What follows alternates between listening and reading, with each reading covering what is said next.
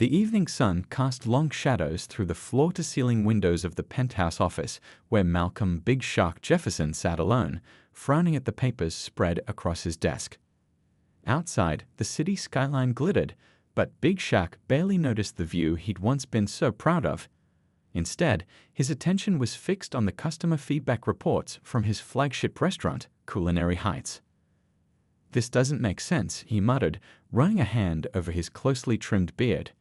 The food ratings were excellent, 5 stars across most review platforms, but the service scores had been dropping steadily for months. Complaints about rude staff, preferential treatment, and unfriendly atmosphere kept appearing despite his management team insisting everything was fine. Big Shaq pushed back from his desk and walked to the window. From 60 floors up, he could just make out the distinctive red awning of Culinary Heights, the restaurant that had put him on the map 15 years ago. He'd started with nothing, cooking out of a converted garage with borrowed pots and pans.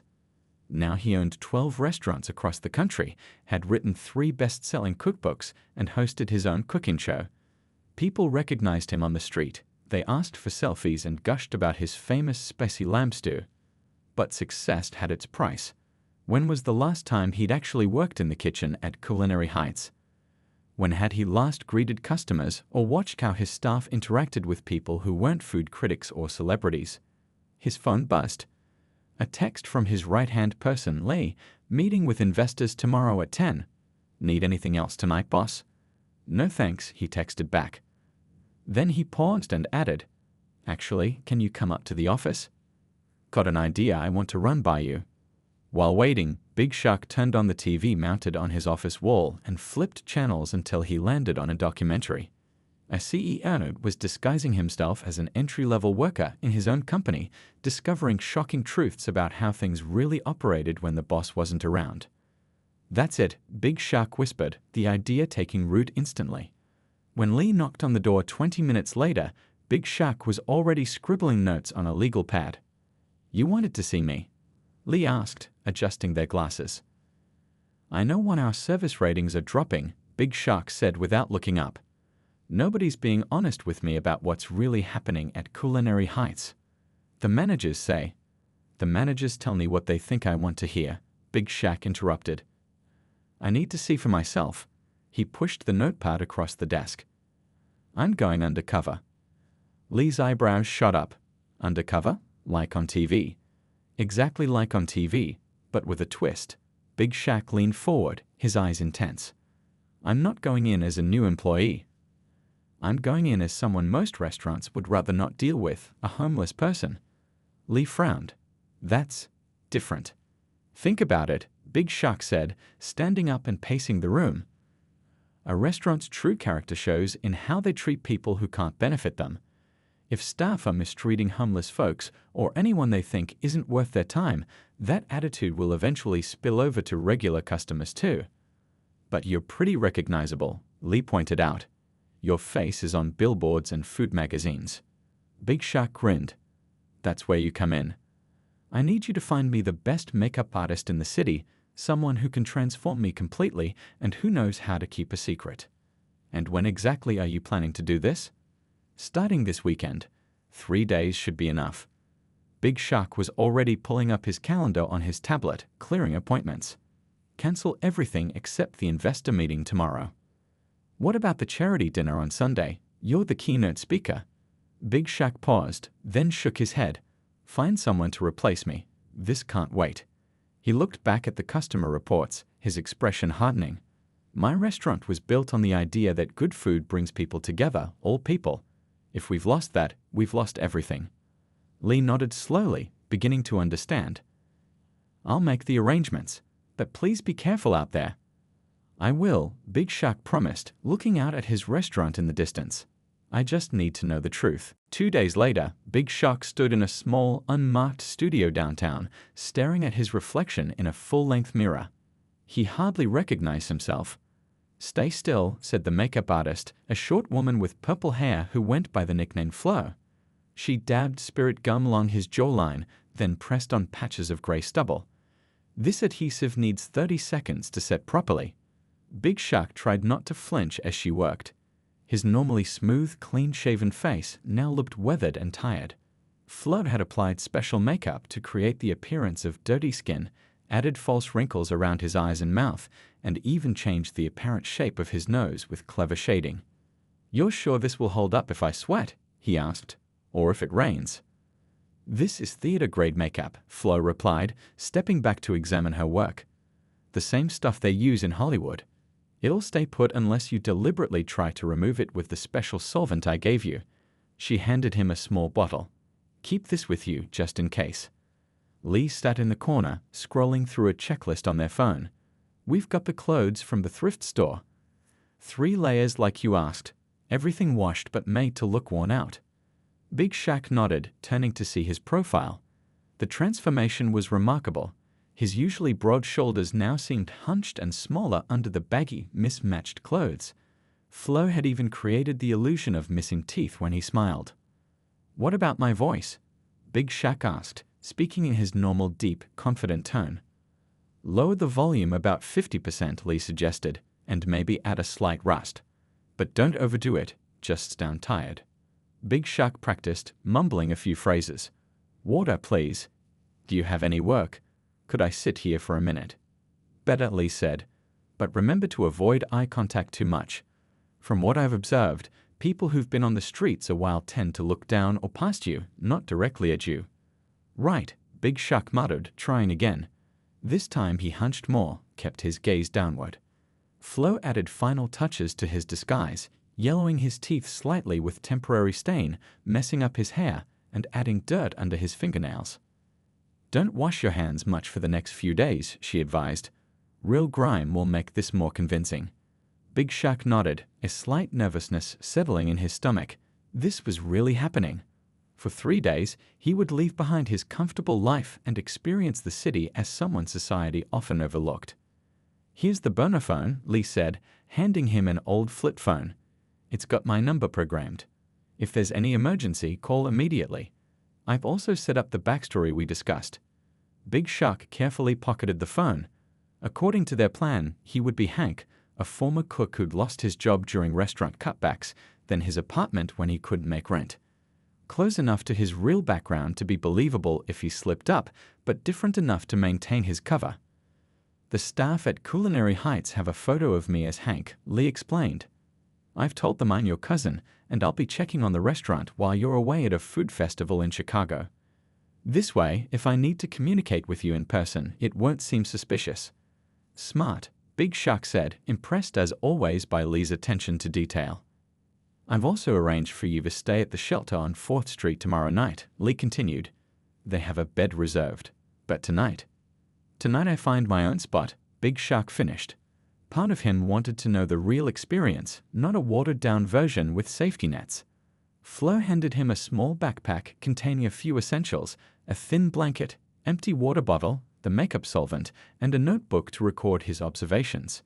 His wallet contained only $12, enough for a cheap meal, but not much else. "Remember, the point isn't to suffer," Lee said softly. "It's to observe. If things get bad, use the phone." Big Shaq nodded, taking a deep breath as he shouldered the backpack. Looking in the mirror one last time, the successful chef and businessman was completely gone. In his place stood Hank, tired and down on his luck, invisible to most of the bustling city. "Good luck," Lee said, opening the door to the back alley. Big Shaq stepped out into the late afternoon sun, already walking with the slower pace they had practiced. His restaurant was 16 blocks away. Time to start his journey. The morning sun beat down on Big Shaq as he woke up stiff and sore on the park bench. He hadn't planned to spend the night there, but after walking for hours yesterday, exhaustion had taken over. His back ached in places he didn't know could hurt, and a damp chill had settled into his bones despite the warm air. "First night as Hank," he muttered to himself, slowly sitting up and rubbing his neck. A jogger passing by gave him a wide berth, eyes deliberately looking away. It was the same reaction he'd been getting since yesterday afternoon, people pretending not to see him, as if his existence was an uncomfortable reminder of something they'd rather forget. He took a swig from his water bottle, now half empty, and checked his surroundings. The park was coming alive with morning commuters taking shortcuts to work, dog walkers, and fitness enthusiasts. No one gave him a second glance except for a police officer who slowed down while passing, giving him a stern look that clearly said, "Don't stay too long." Big Shaq stood up, shouldered his small backpack, and headed toward the small coffee cart at the park entrance. His $12 wouldn't last long, but he needed something warm. "Small black coffee, please," he said to the vendor, keeping his voice low and rough. The young vendor barely looked at him as he handed over the coffee. "That's $3.50. Big Shaq fumbled with his few dollars, noticing how the vendor's hand avoided touching his when taking the money. The small moment of rejection stung more than he expected. With warm coffee in hand, he made his way toward Culinary Heights. His restaurant wouldn't open until 11 a.m. for lunch service, but staff would be arriving soon to prep. He found a bench across the street with a clear view of the entrance and settled in to watch. The morning passed slowly. He observed delivery trucks dropping off fresh produce, meat, and other supplies. His executive chef arrived at 8:30, followed by line cooks and prep staff. Big Shaq felt a strange disconnect watching his employees from this new perspective. These were people he paid, people whose names he knew, yet from here, they looked like strangers. By mid-morning, his hunger was growing. The coffee had worn off, leaving him jittery and empty. He watched a street vendor setting up a hot dog cart nearby and calculated whether he could afford lunch and dinner with his remaining money.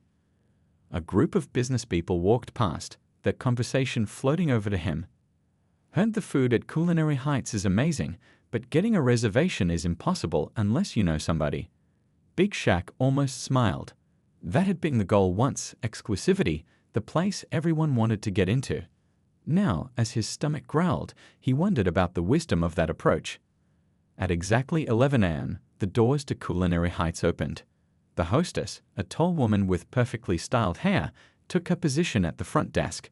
Big Shaq knew her, Tanya, who had been with him for 3 years. He'd approved her hire personally. After watching several well-dressed customers enter without issue, Big Shaq decided it was time. He stood, brushed off his tattered clothes as best he could, and crossed the street. His heart pounded as he approached his own restaurant. Through the windows, he could see the familiar interior he'd designed, warm lighting, elegant table settings, the bar where he personally selected every bottle. A wave of pride mixed with anxiety washed over him. He pulled open the heavy door and stepped inside. The air conditioning hit him first, a blast of cold air that felt shockingly good after hours outside. The second thing he noticed was the smell. Freshly baked bread, herbs, the faint scent of truffle oil. Home. Tanya looked up, her professional smile freezing when she saw him. Her eyes darted quickly to the security guard who stood by the bar. "Can I help you?" she asked, her voice noticeably cooler than what he'd observed her using with other guests.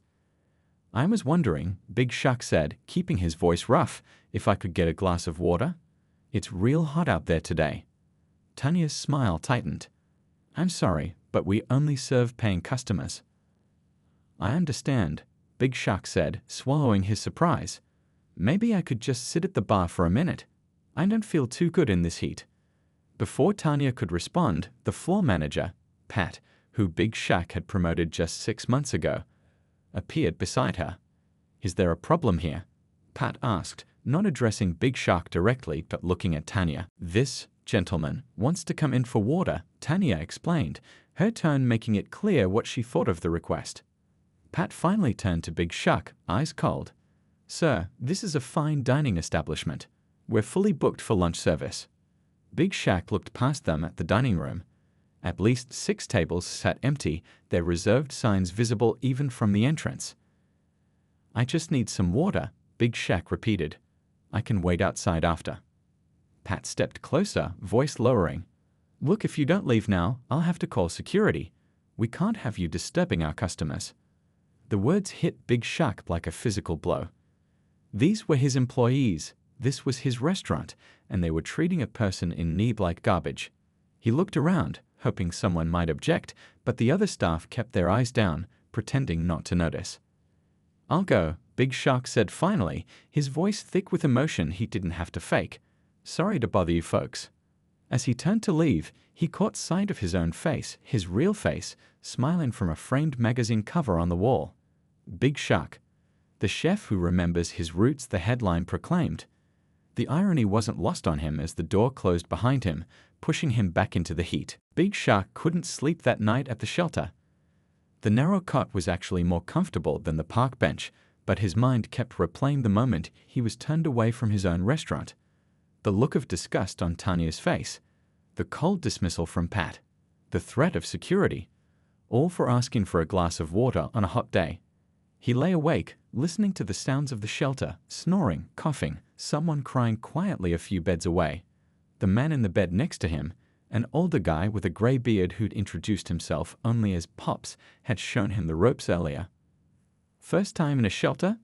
Pops had asked, noticing Big Shaq's uncertainty about the check-in process. "That obvious, huh?" Big Shaq had admitted. "You still got hope in your eyes," Pops had said simply. "Give it time." As morning light filtered through the high windows, Big Shaq decided he needed to know if yesterday was just bad luck. Maybe he'd caught his staff on a bad day. Maybe they were stressed about a big reservation. There had to be an explanation. After a quick breakfast of watery oatmeal and coffee at the shelter, he headed back toward Culinary Heights. This time, he positioned himself at a small public plaza across the street where he could watch without drawing attention. The morning crowd arrived: business meetings, ladies who lunch, tourists who'd read about the restaurant in guidebooks. Everyone was welcomed with smiles, handshakes, warm greetings. Big Shaq watched as Tanya bent over backward to accommodate a walk-in couple who clearly hadn't made a reservation. "We might have a small table available," she told them, though Big Shaq had overheard her telling Pops she was fully booked when he'd asked about lunch prices. Around noon, a delivery truck dropped off a flower arrangement. When the delivery person, dressed in work clothes not much nicer than what Big Shaq was wearing, tried to use the front entrance, Pat immediately directed them to the service entrance in the back alley, speaking loudly enough that nearby customers turned to look. "We have standards," Pat said, not bothering to lower his voice. "Deliveries go through the back." The delivery person's face flushed with embarrassment as they trudged around the building. Big Shaq felt his stomach twist. Had his restaurant always operated this way? As the afternoon wore on, Big Shaq noticed a pattern. People in expensive clothes or who arrived in nice cars received the red carpet treatment. Everyone else got varying levels of service based on how they looked. He watched one family, dressed modestly but cleanly, get seated near the kitchen despite several empty tables by the windows. When the dinner shift began, Big Shaq decided to try again. This time, he approached the restaurant more carefully, standing near the outdoor seating area where several tables were empty despite the reserve signs. He didn't try to enter, just stood nearby watching. A waiter clearing dishes from one of the outdoor tables noticed him and frowned. Instead of bringing the leftover bread and half-eaten appetizers to the kitchen, the waiter made a show of scraping everything into the trash can nearby, making eye contact with Big Shaq the entire time. The message was clear: "You're not getting anything from us." Big Shaq turned away, his chest tight with anger and shame. As he walked back toward the plaza, he noticed an older woman sitting on a bench, a small cart of belongings beside her. She looked up as he approached. "Hot day?" she asked, her voice surprisingly gentle. Big Shaq nodded, suddenly too choked up to speak. "I'm Rose," she said, patting the space beside her. "Sit if you want. Sometimes talking helps." He sat, introducing himself as Hank. After a moment of silence, he gestured toward Culinary Heights. "You ever try to get food from there?" Rose's laugh was dry but not unkind. "That place? They're the worst. Called the cops on me once for sitting too close to their fancy heating lamp in winter." She shook her head. "The owner's some big shot chef who's always on TV talking about giving back to the community. What a joke." The words hit Big Shaq like a slap. "You've seen him?" "The owner?" "On TV, yeah. Big guy, always smiling, talking about how food brings people together." Rose snorted. "Maybe for people with money. The rest of us can starve for all they care." Big Shaq was quiet for a long moment. "Has it always been like that? The restaurant wasn't always so bad," Rose said, surprising him. "Few years back, they'd at least give you water on hot days. Sometimes the kitchen staff would sneak out leftovers at closing time. But new management came in, everything changed." New management. About 3 years ago, Big Shaq had taken a step back from day-to-day operations to focus on his television show and cookbook. He'd promoted from within, trusting his longtime employees to maintain the restaurant's values. Had they lost sight of those values the moment he stopped watching? There are better places, Rose continued, misreading his silence for disappointment. The diner 6 blocks over. They'll let you sit if it's not busy. And the coffee shop on 4th sometimes has day-old pastries they give away at closing. Big Shaq nodded, making mental notes. These were the places showing kindness while his acclaimed restaurant threw food away rather than feed someone hungry. Thanks, he said finally, for the tips. And for talking to me like a person. Rose smiled, her weathered face brightening. We're all just people, Hank. Some folks just forget that when life gets comfortable. As dusk fell over the city, Big Shaq walked slowly toward the shelter, Rose's words echoing in his mind. His restaurant, his pride and joy, had become a place where people like Rose weren't welcome, where staff would rather throw food away than show basic human kindness. Tomorrow would be his last day undercover, and somehow he knew it would be the hardest one yet. The third day dawned colder than the previous two, with dark clouds threatening rain. Big Shaq huddled under the thin shelter blanket he'd been allowed to take with him, watching people hurry past with umbrellas and raincoats. His bones ached from sleeping on hard surfaces, and his stomach had shrunk to a constant hollow feeling. He'd been careful with his money, but now only had enough for one small meal. He thought about calling Lee and ending the experiment early. He'd seen enough, more than enough, but something kept him from reaching for the phone. Some sense that there was still more to learn. Rose had told him that the community center 3 blocks from Culinary Heights served hot lunch on Wednesdays. Today was Wednesday. Big Shaq decided to check it out, curious about how other places treated people in need. The community center was nothing fancy, just a large room with folding tables and a small kitchen area. But the volunteers greeted everyone with smiles, making eye contact, asking names. No one was rushed or made to feel unwelcome. The food was simple, soup, sandwiches, fruit, but served with dignity on real plates, not paper. Big Shaq sat next to an older man who introduced himself as Gray, probably because of his full head of silver hair. First time here? Gray asked, between spoonfuls of vegetable soup. Big Shaq nodded. Just found out about it yesterday. Best place in the neighborhood, Gray said. No judgment, decent food. He lowered his voice. And clean bathrooms with soap. Little things matter when you're out here. They ate in comfortable silence for a while before Gray spoke again. You been on the streets long? You've still got that new look. Just a few days, Big Shaq admitted. Gray nodded thoughtfully. Tough break. What happened, if you don't mind me asking? Big Shaq fell back on his cover story. Used to be a cook. Restaurant closed. Couldn't make rent. A cook. Gray's eyes lit up. Man, that fancy place up the street is always hiring kitchen help. Culinary something or other. Big Shaq's heart skipped. Culinary Heights. That's the one. Owner's some big shot, but I hear the pay is decent. You ever try there, for work? Gray's face darkened. Waste of time. They took one look at me and said they weren't hiring.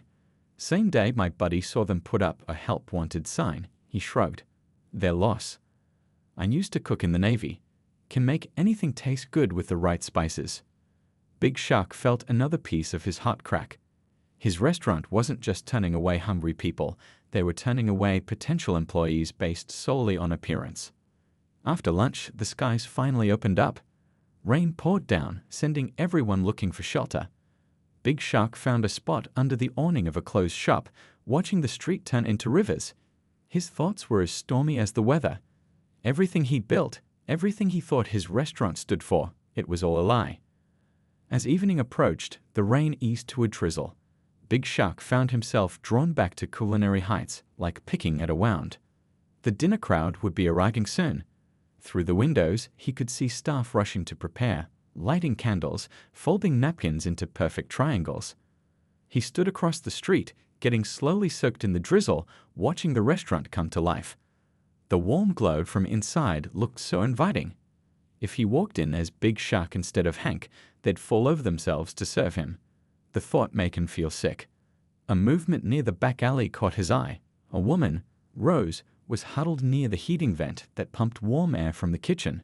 She wasn't bothering anyone, just trying to get warm after the cold rain. Big Shaq watched as the back door opened. His head waiter, Denny, stepped out with a trash bag.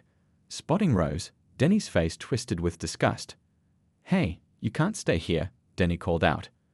Rose looked up, her thin shoulders hunched against the drizzle. "Just warming up a bit. The shelter doesn't open till 8. "Not my problem," Denny snapped. "This is private property. Move along before I call the cops." Rose stood slowly, gathering her small plastic bag of belongings. "I'm going. Just so cold today with the rain." Big Shaq could see her shivering from across the street. Something in him snapped. He was crossing the road before he even realized he'd moved. "She's not hurting anyone," Big Shaq said, his voice stronger than it had been in his 3 days as Hank. Denny turned, surprised to see someone intervening. "Mind your own business. We can't have these people hanging around. Drives away customers." "These people?" Big Shaq repeated, anger building. "You mean human beings who are cold and wet and hungry?" Rose touched his arm gently. "It's okay. Not worth the trouble." "No, it's not okay," Big Shaq insisted. He turned back to Denny. "She's just trying to get warm. Where's your humanity?" Denny's face hardened. "Look, buddy, I'm just doing my job. The boss wouldn't want vagrants hanging around the back door. Bad for business."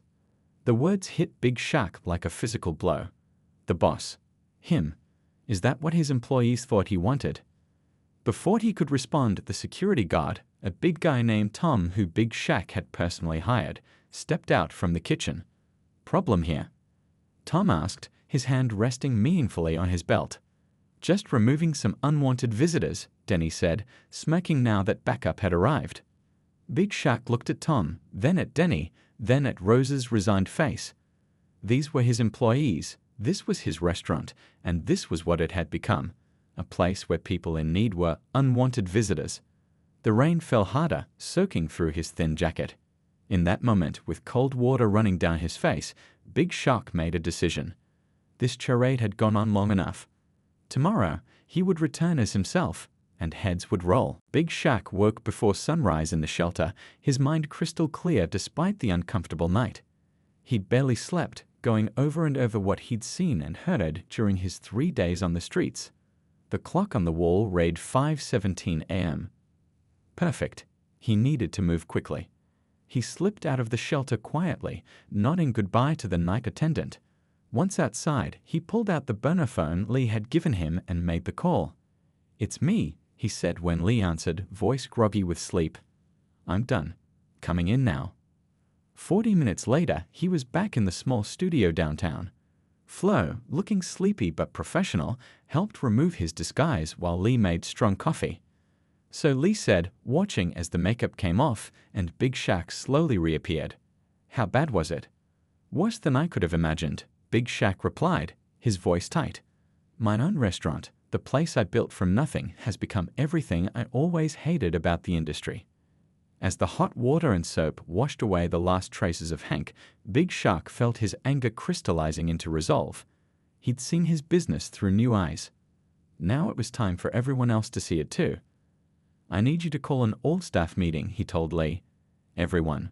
Front of house, back of house, management. Everyone who works at Culinary Heights. For 10 a.m. sharp." "Today?" Lee asked, eyebrows raised. "That's in less than 4 hours." "Today," Big Shaq confirmed. "And I need you to get me the security camera footage from the past 3 days. Both inside the restaurant and the outside cameras covering the entrance and alley." Lee nodded, already texting. "What are you going to do?" "I'm going to show them exactly who they've become." Big Shaq's voice was calm now, dangerously calm. "And then I'm going to fix it." After a quick stop at his apartment to shower and change into his usual chef's whites, Big Shaq arrived at Culinary Heights through the back entrance at 9:30 a.m. Lee had done their job well. Staff were already gathering in the main dining room, looking confused about the emergency meeting. Big Shaq stayed in his office, watching through the glass as the room filled. He could see them speculating, whispering to each other. Where had the boss been? What was this about? A few looked nervous, perhaps remembering their actions over the past few days. Good. They should be nervous. At exactly 10 a.m., Big Shaq took a deep breath and stepped out of his office. The room fell silent immediately. He walked to the front of the dining room, where Lee had set up a projector aimed at the white wall. "Thank you all for coming on such short notice," Big Shaq began, his voice carrying easily through the silent room. "I know many of you are wondering where I've been for the past 3 days." He paused, looking around at the faces of his employees. Tanya, who'd refused him water. Pat, who'd threatened to call security. Denny, who'd harassed Rose for trying to get warm. "The truth is, I've been right here all along. Watching. Learning. Seeing what Culinary Heights has become when I'm not around." A murmur ran through the crowd. Big Shaq nodded to Lee, who started the video. On the wall appeared footage from the security cameras, edited to show each incident. Big Shaq as Hank being turned away at the door, the waiter throwing food away while making eye contact with him, and finally, Denny and Tom threatening Rose in the alley. With each clip, the room grew more silent, more still. Big Shaq could see the dawning horror on some faces as they began to understand. When the video ended, Big Shaq stepped forward again.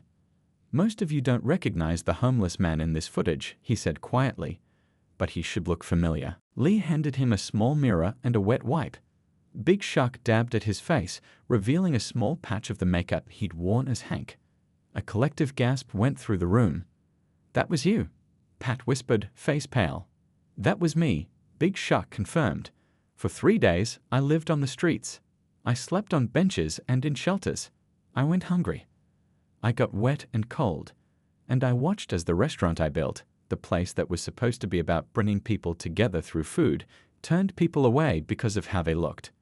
He set the mirror down, his voice steady despite the emotion building in his chest. "I started Culinary Heights with nothing. Did you all forget that?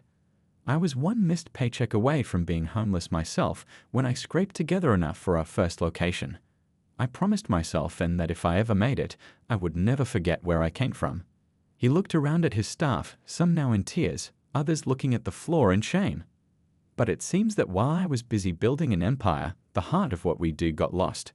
Somewhere along the way, Culinary Heights stopped being about food bringing people together and started being about exclusivity and judgment."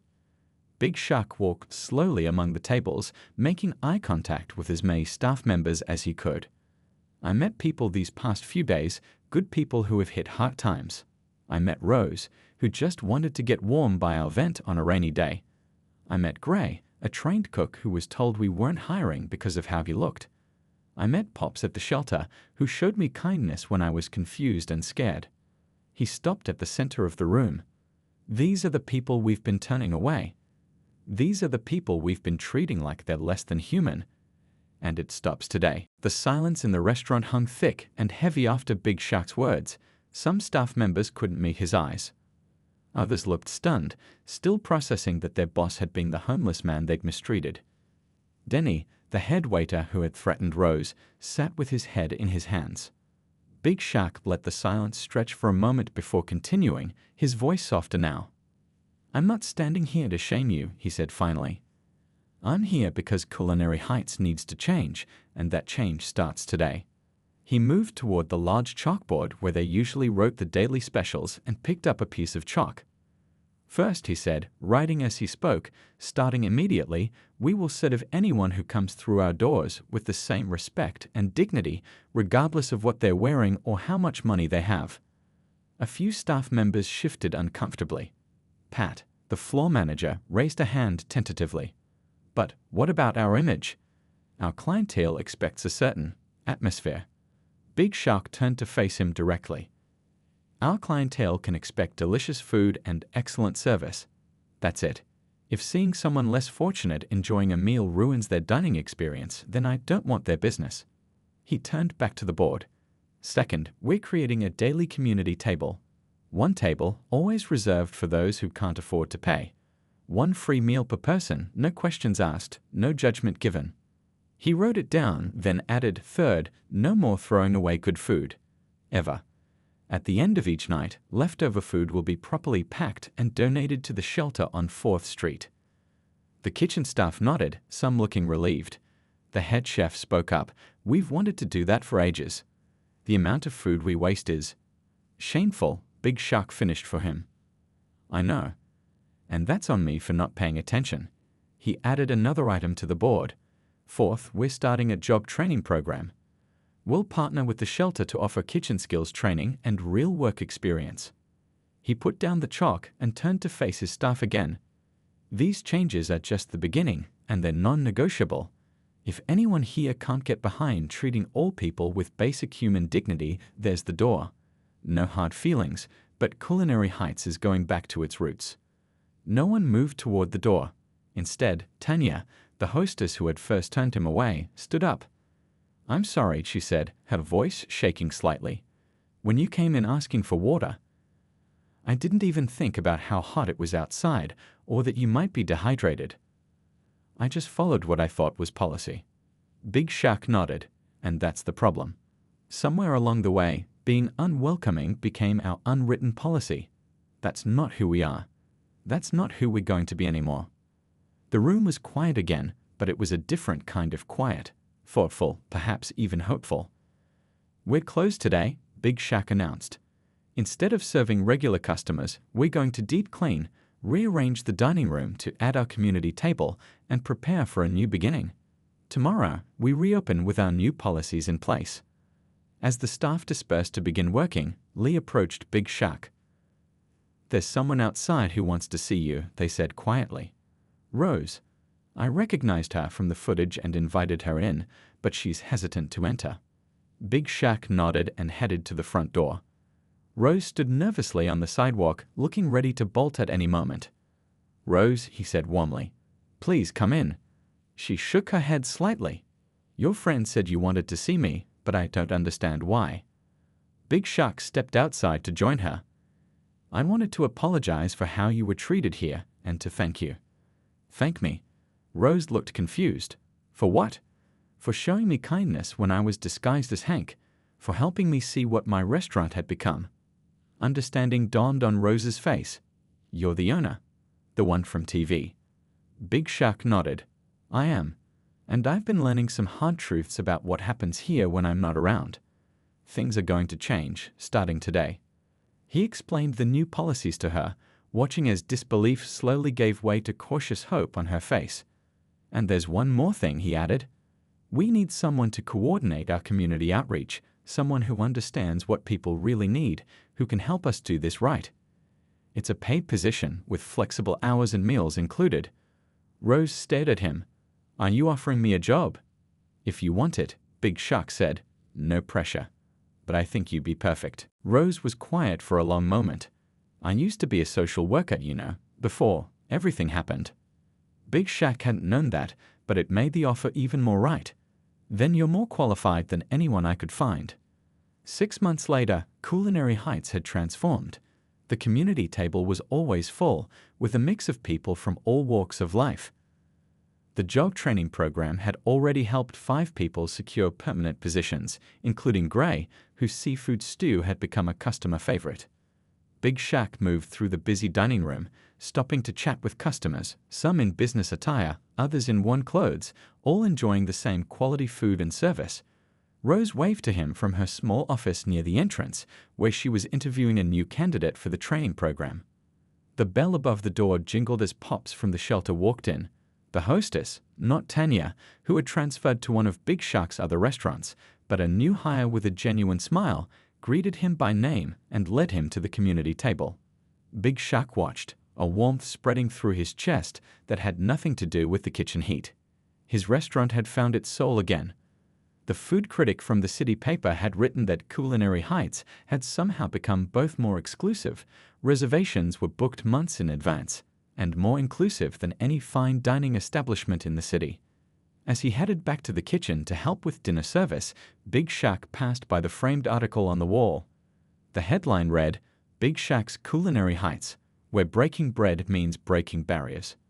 Beside it hung a simple black and white photo, Big Shaq in his chef's whites, arm in arm with Rose, Gray, and 2 other graduates of the training program, all smiling in front of the restaurant. The photo never failed to remind him of those 3 days when he'd walked in different shoes and seen the world and his own creation through different eyes. It had been the hardest lesson of his career, but also the most important. In the kitchen, he tied on his apron and called out to his team, "Let's cook, everyone. Doesn't matter who they are or where they come from, tonight, Everyone eats like family.